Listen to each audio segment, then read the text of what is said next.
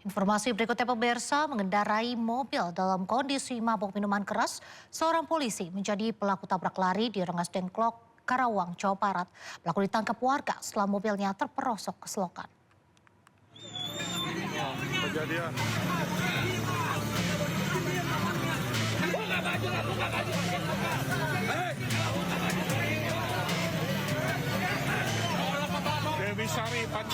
Seorang pengemudi mobil digiring dan nyaris dihakimi massa karena menabrak sejumlah pengendara motor dan pejalan kaki di Rengas Dengklok Selatan, Kabupaten Karawang, Jawa Barat. Usai menabrak, pelaku berupaya kabur dan dikejar warga.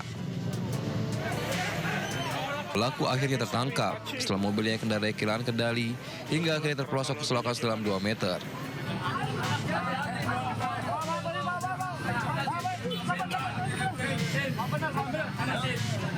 Saat diperiksa, pelaku mengaku merupakan oknum anggota Polri dan diduga berkendara dalam kondisi mabuk. Saya lihat dari arah Boswa, mobil kenceng terus. Nah, di posisi di depan rumah, di depan warung itu posisi banjir. Nah, airnya itu masuk ke rumah warga, sama pemilik saya pun langsung ikut bergoyang, Pak, kena ombakan mobil. Nah, di depan ada yang parkir. Orang-orang berhentiin, malah dia kenceng terus.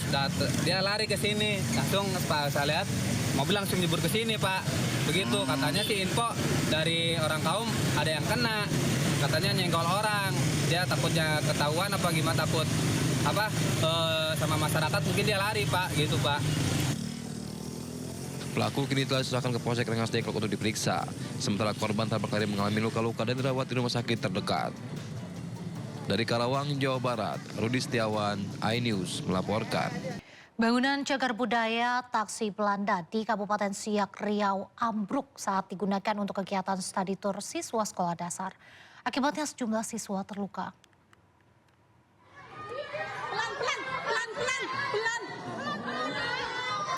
Lantai 2 bangunan bersejarah taksi Belanda di Kabupaten Siak, Riau roboh.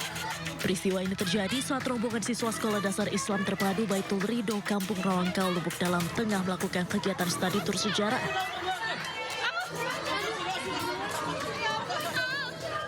Lantai berbahan papan kayu yang sudah lapuk tidak mampu menahan beban hingga ambruk secara tiba-tiba.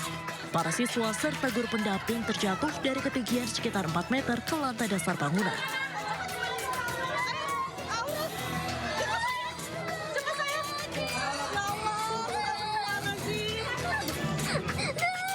Akibatnya 17 siswa, guru, dan pemandu wisata mengalami luka-luka di bagian kepala dan wajah. Para korban pun langsung dievakuasi ke fasilitas kesehatan terdekat dan sebagian dirujuk ke rumah sakit. Dari peristiwa tersebut kita peroleh ada 17 korban kejadian yang 15 diantaranya itu merupakan anak SD, kemudian 1 orang guru dan juga 1 tour guide dari cagar budaya. Untuk sementara, objek wisata taksi Belanda yang merupakan salah satu situs cagar budaya peninggalan kolonial Belanda ditutup. Sejumlah pihak mendorong pemerintah daerah melakukan evaluasi menyeluruh terhadap kondisi fisik cagar budaya Kabupaten Siak dengan mempertimbangkan faktor keselamatan. Kita beralih ke informasi lain pemirsa, 19 demonstran yang terlibat aksi unjuk rasa akhir Agustus 2025 lalu divonis bebas bersyarat oleh Majelis Hakim Pengadilan Negeri Jakarta Pusat. Pembebasan pengunjuk rasa dari Lapas Salemba disambut haru bahagia keluarga.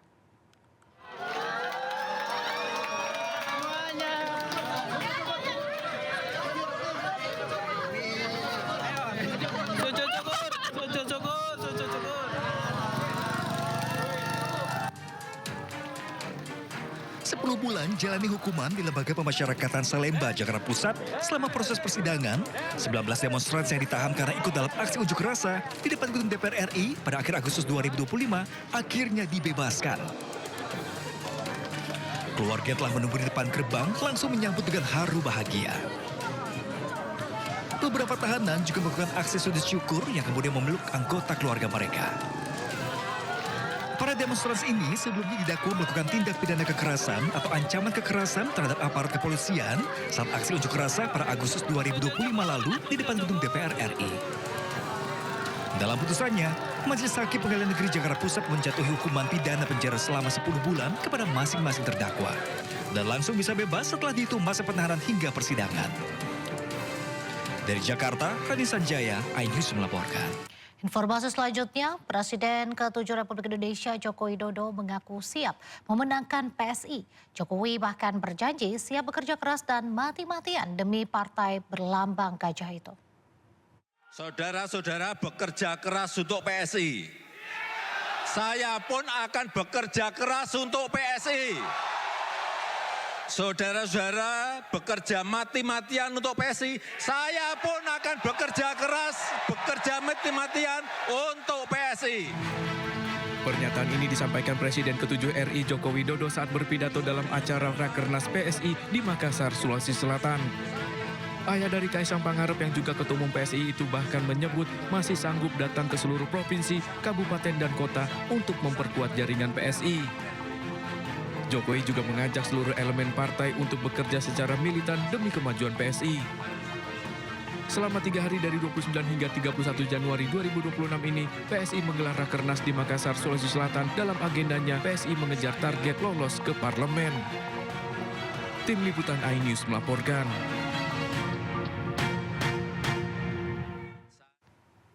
Pemirsa, Jokowi menegaskan dukungan 2 periode kepemimpinan Presiden Prabowo dan Wakil Presiden yang juga putra sulungnya Gibran Rakabuming Raka. Hal ini disampaikan Jokowi saat dimintai pendapat mengenai peluang Gibran menjadi calon presiden pada pemilu berikutnya. Nama Gibran Rakabuming Raka disebut-sebut menjadi kompetitor kuat dalam Pilpres 2029. Menanggapi hal ini, Jokowi menegaskan dukungannya agar Presiden Prabowo Subianto dan Wakil Presiden Gibran Rakabuming Raka melanjutkan kepemimpinan untuk periode kedua. Jokowi pun menyebut tidak ada niat mendorong Gibran maju sebagai calon presiden, namun tetap bersama Prabowo sebagai wakil presiden.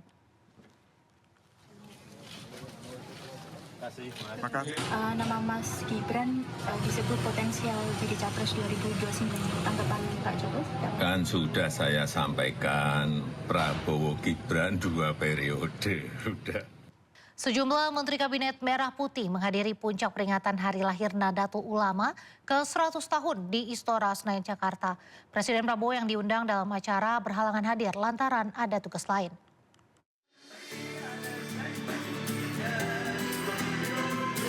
Puncak peringatan Hari Lahir Nahdlatul Ulama ke-100 tahun atau 1 abad digelar di Istora Senayan, Jakarta Pusat Sabtu pagi. Acara ini dihadiri ribuan warga NU. Selain warga NU, acara turut dihadiri sejumlah Menteri Kabinet Merah Putih, antara lain Menteri Agama Nasaruddin Umar dan Menteri Koordinator Bidang Pembangunan Manusia dan Kebudayaan Pratikno. Selain itu, hadir juga Ketua MPR Ahmad Muzani. Ketua Umum NU Yahya Holil Satkuf atau Gus Yahya mengungkap harlah 1 abad NU dirayakan setelah melalui dinamika panjang. Negara perlu NU kuat. Negara perlu NU kuat. Kenapa negara perlu NU kuat? Kalau NU kuat, Indonesia akan kuat. Bagaimana caranya NU kuat? NU kuat itu ada apabila jamiah NU itu kuat makan. NU kuat itu apabila jamaah NU itu sehat. NU kuat itu apabila jamaah NU itu kenyang. NU kuat itu apabila jamaah NU itu ada pekerjaan. NU kuat itu apabila jamaah NU itu dompetnya tebal. Setelah didahului dengan hujan lebat pagi tadi dan juga didahului dengan dinamika yang tidak kalah lebatnya,